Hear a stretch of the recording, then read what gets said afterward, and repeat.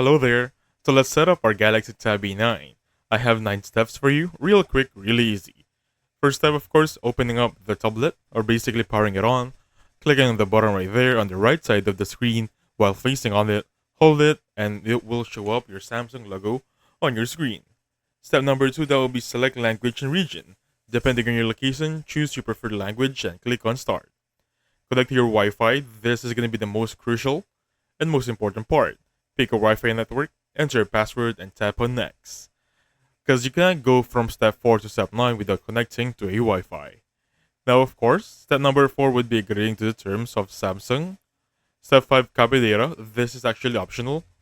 This is going to be a feature where you have a Samsung device before and you just want to set up on Galaxy Tab 9. Easy as that. Step number 6, actually really also important, is basically signing in to your Google account. However, you can also skip this one if you don't like it, skipping over to step number 7, setting up a security.